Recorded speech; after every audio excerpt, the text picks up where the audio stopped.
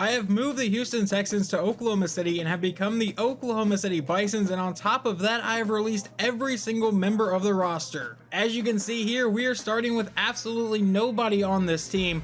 Here are the draft picks that will become the first official members of this team, and then after the draft, I will be filling out the rest of the roster with undrafted free agents and low-rated free agents. With the number 1 pick, I will most likely end up taking a quarterback here, and the top quarterback options are Nathan Melvin out of Kent State and Greg Knox out of Tulsa.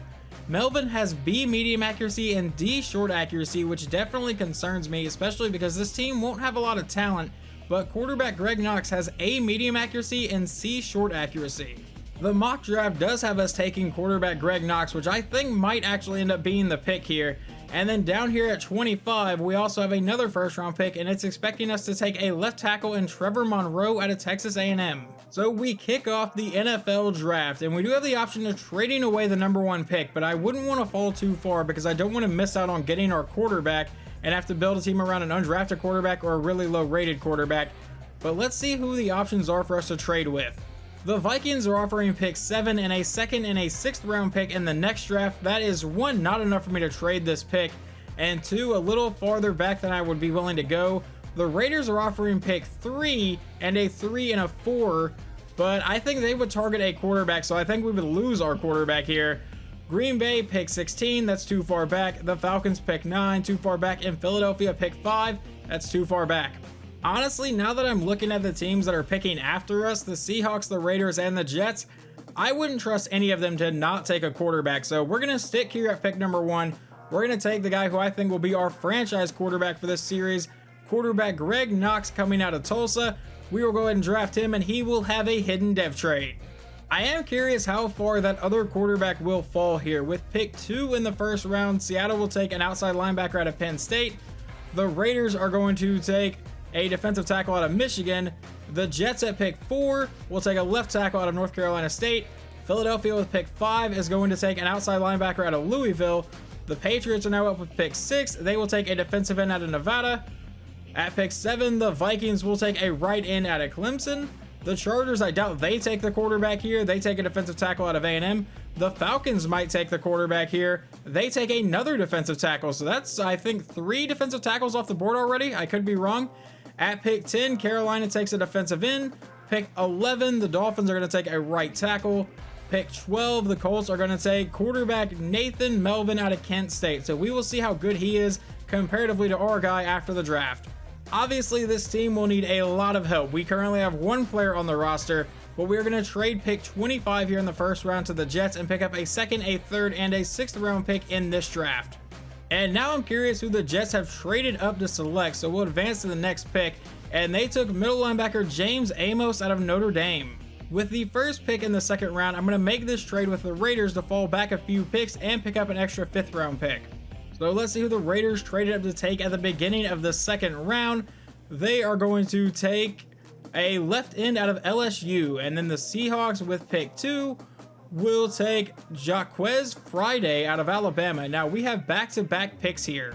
After trading back a couple times, I will finally make a pick here. With pick 3 in the 2nd round, I'm going to take middle linebacker Trent Woodard out of Florida State, and he will come in with a hidden dev trade. With the very next pick, we're going to go defense again by taking defensive end Kevin Donald out of Clemson, a block shedding, a tackle, and he's a scheme fit, and he will be a normal dev trade. Not what I wanted to see. At the beginning of the 3rd round here, I'm going to finally take an offensive lineman. We're going to take center Chris Lobato out of Ohio State, and he will come in with a normal dev trade. I really expected him to have a hidden dev trait because his awareness was an A, which in my experience generally means it's going to be a hidden dev trait, but I guess not.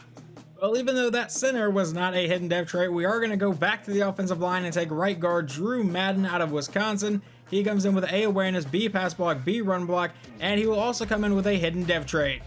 With our third round pick here at pick 25, I'm going to take defensive back Thomas Ross out of Louisville, and he will come in with a normal dev trait. Not really much of a shock, but I think he was one of the best ones left. With the first pick in the 4th round, I'm going to take left guard Stephen Locklear out of Colorado, and he will come in with a hidden dev trait as well.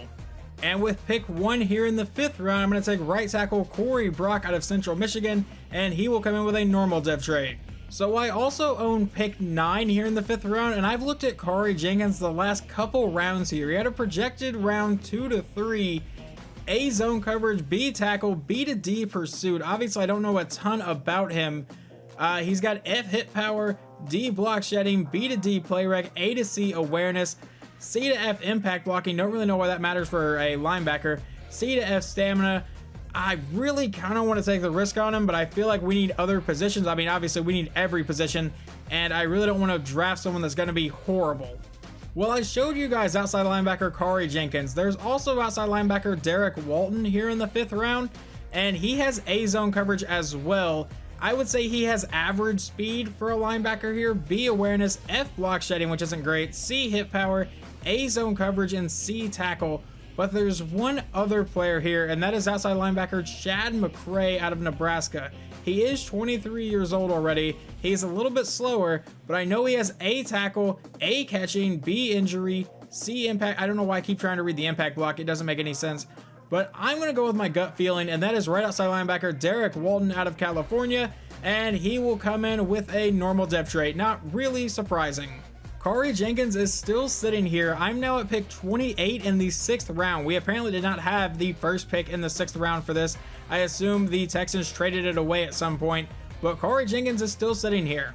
But I saw this guy during the last round, and I told myself, if he's still available whenever we get to the end of the 6th round, I will take him. Wide receiver Deshaun Slaughter out of California. He's already 23 years old. He's not very big, 5'8", 194.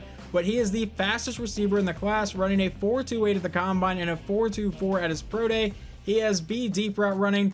We're going to take Deshaun Slaughter. Does have a normal depth trait, but hopefully we have a decent weapon for our quarterback in the beginning at least.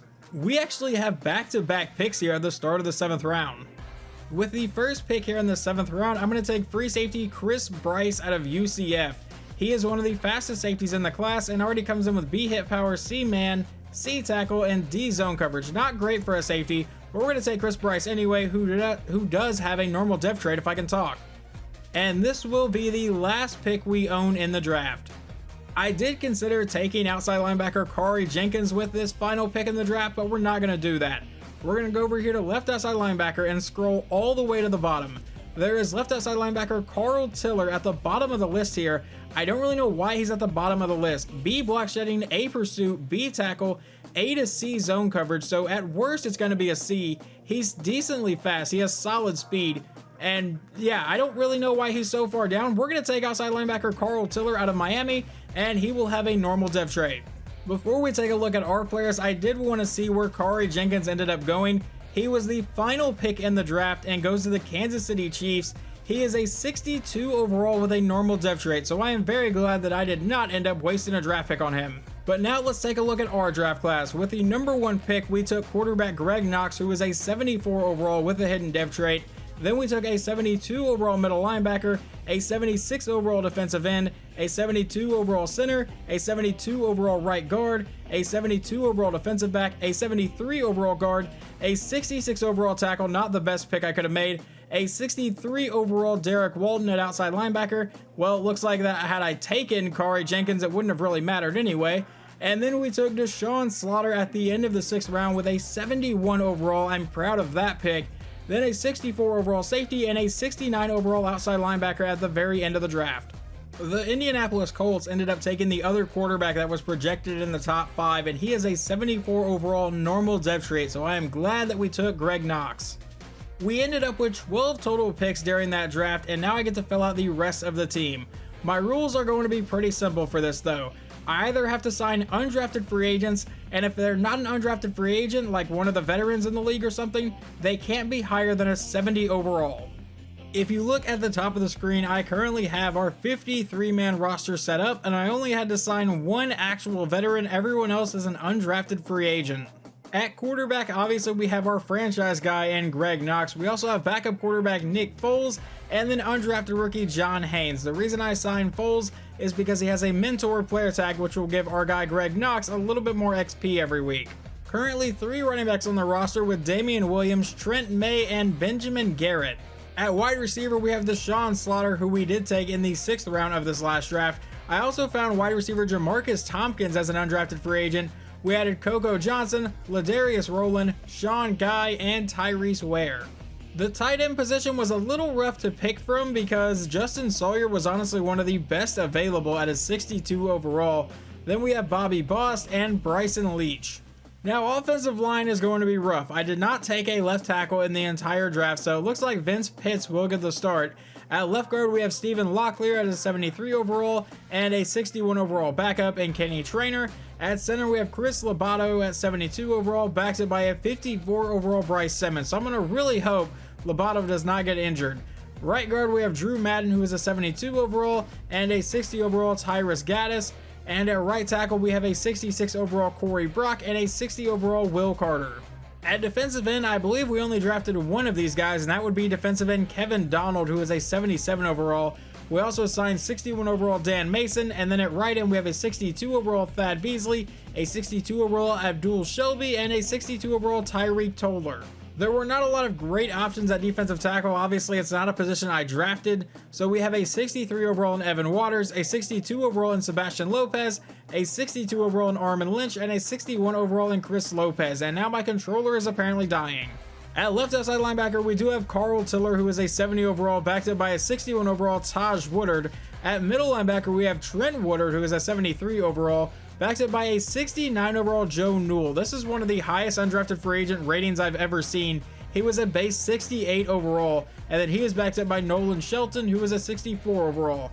At outside linebacker, we have Derek Walton, who is a 64, backed up by a 62 overall Daniel Schaefer and a 62 overall Junior Chancellor. For the defensive backs, we have a 72 overall in Thomas Ross, a 66 overall in Ricardo Lynch, a 64 overall in Dakota Tulloch, a 63 overall in Kevin Henry, a 61 overall in Matt Green. Then at free safety, a 65 in Chris Bryce, a 61 in Barry Barnes, and then at strong safety, a 63 in Matthew Battles, and a 62 in Larry Ridley. And then finally, kicker and punter. We have Quincy Carr, an undrafted rookie for our kicker, and our punter will be Brett Frazier. I'm not going to go in and super sim or watch any of the preseason games right now. We're just going to simulate through these three so we can get into week 1 for the next episode. We got beat pretty bad in the first 2 preseason games, but apparently in the 3rd preseason game, we pulled out a win over Green Bay. How did we play there? Nick Foles came in and threw a touchdown. Whoever Raekwon Ryans is threw a touchdown. We'll go check out Knox's preseason stats to see exactly how good or bad he was. It does not look like he had a very good preseason. He threw 1 touchdown to 3 interceptions. Running the ball, no one did a hell of a lot. Benjamin Garrett did run in for 3 touchdowns on 6 carries though. Receiving, it looks like a backup tight end led the team in yards. And Deshaun Slaughter did catch a touchdown. 10 catches, 139 yards and a score. That will officially wrap up the preseason, and now we get ready for week 1 against the New York Jets, our franchise's first official game. Hopefully you guys enjoyed this video and are excited for the series, and I will talk to you next time.